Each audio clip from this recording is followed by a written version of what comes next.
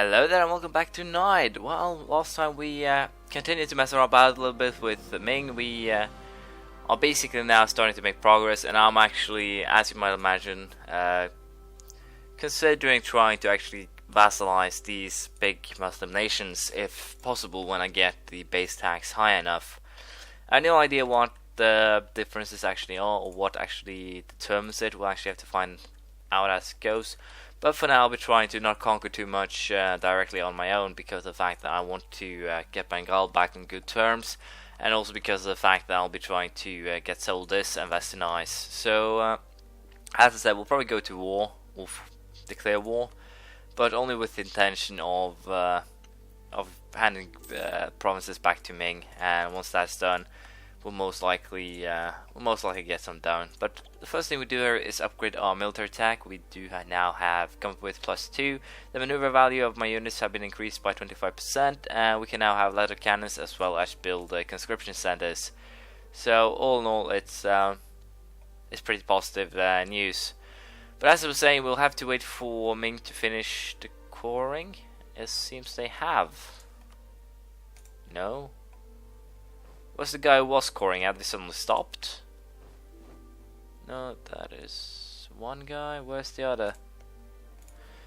Well, something is wrong here, but I guess I'll have to try and wait then. I'm a little bit unsure if Ming will actually accept the selling of those provinces. If not, I'll, as I've said, most likely just have to sell them back to Qing, simply because of the fact that I can't have them myself, because I can't be overextended if I want to westernize. Also, for those of you who didn't notice, or I actually didn't tell you, I guess, I also started the annexation of Algiers to get me a secondary border, and also to get some more land directly, since I'm over my diplomatic reputation limits. So we'll see how that works out, but for now I'll just keep on going and preparing for westernization.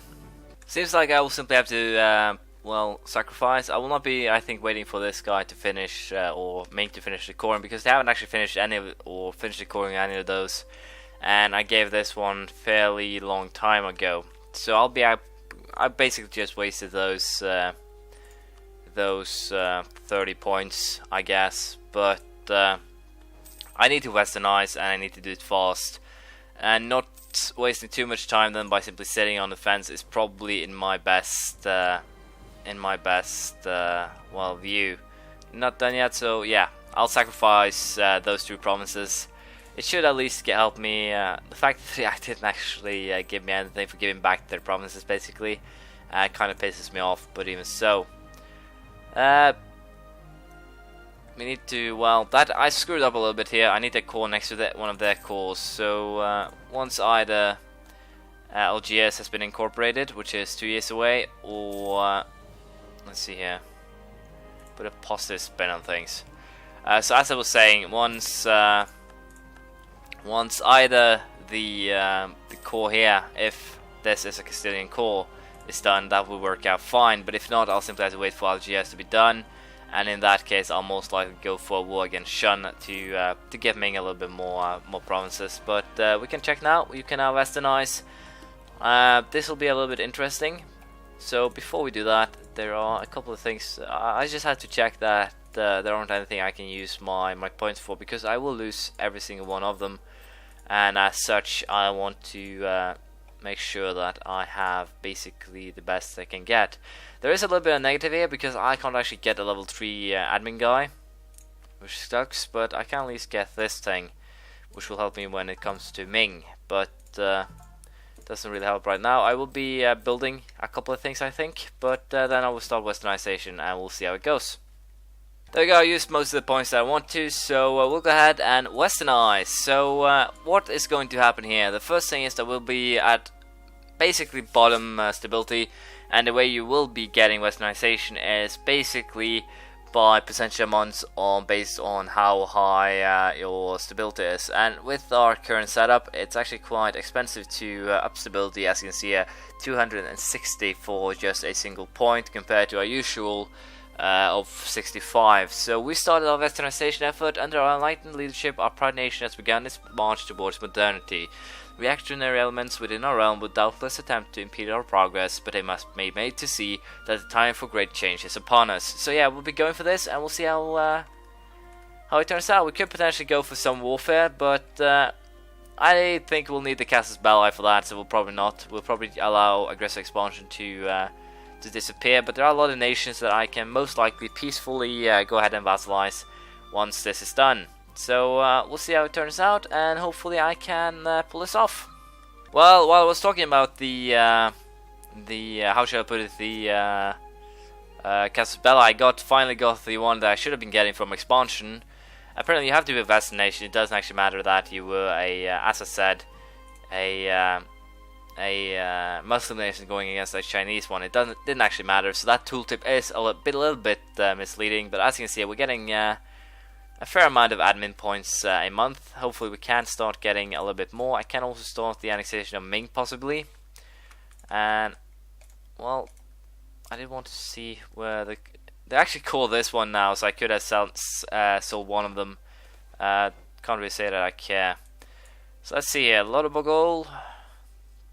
Well, I think I actually need to save up the money, but we'll let him have it. And apparently I lost 25 points. Wow, that's a great start. But I think I need to lower army maintenance just a little bit now, just to make sure that I have money. I won't be actually doing any wars myself, so we'll be waiting, and hopefully we can get our hands on a level 3 guy, so that I can get some speed up here, and that'll help. So we'll be saving up admin points, and we'll be trying to get things going. Considering the fact that I now have the overseas expansion Casus Belli, I can basically start now causing some trouble here, finishing up Ming, and basically just annexing them. With this, we have Algiers at least, so that gives us a little bit more land, a little bit more power. Next mission, form alliance with Morocco could be a potential one. That is actually a pretty good one, because if I form an alliance with Morocco and then start getting them going as well, I can potentially vassalize them down the line. I have no idea how far away we are from such a well, how should I put it, such a goal right now. We're not that far away, so getting the trust up should actually be enough to be allowed to vassalize them at my current state. But of course, once I actually have, let's say a country like, once I actually integrate Ming, I'm pretty sure that I can get most of the things going without me actually having to do anything. It's a little bit too bad I can't actually get any missions here that'll give me any admin points, at least not at the moment. So I'll be taking the easy missions and trying to get those missions that will be possible to help me here. So let's see if we can get something that, as I said, will give me admin points. Apparently not. I think we'll go for improved defenses in Kathiawar, and basically just, as I said, try to get something that will give me a admin point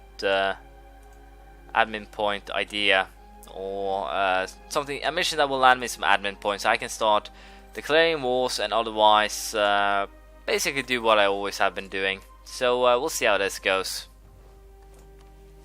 As you can see here, the Holy Roman Empire is starting to become a very scary thing indeed, with Austria now having revoked the privilegia, which basically means that the Holy Roman Empire now will become vassals of Austria, and Austria has also inherited Lithuania, it seems, which also is a very spooky thing indeed.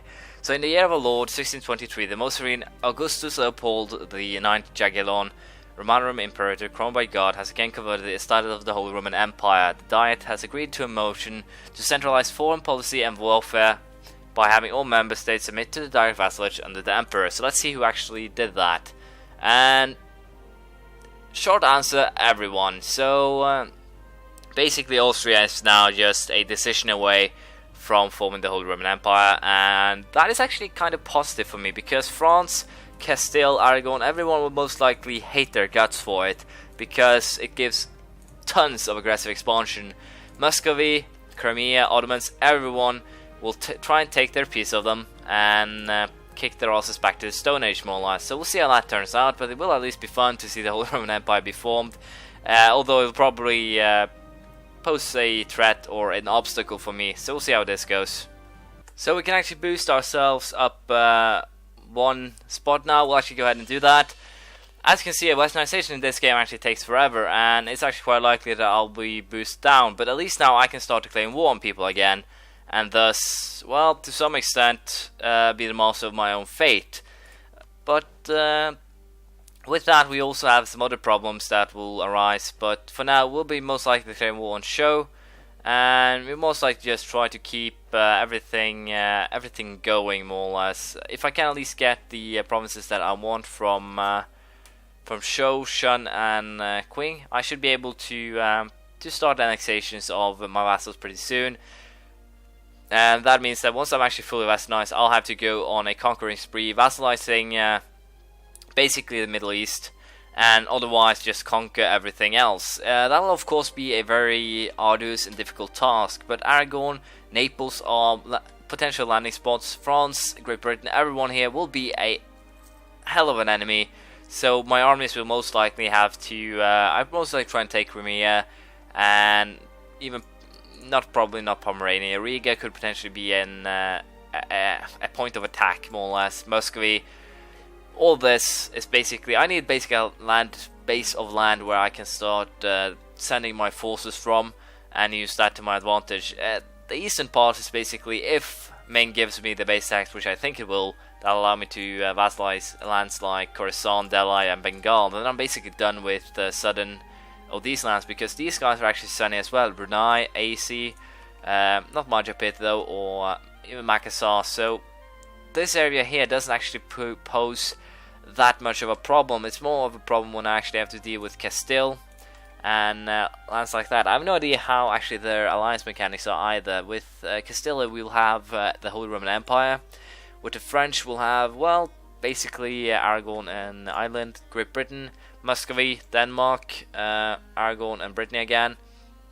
And Austria is of course with only the Pope and Castile though, but even so that's kind of weird. Although I'm pretty sure they suffer diplomatically quite a lot, so if I can get something done here with the Ottomans.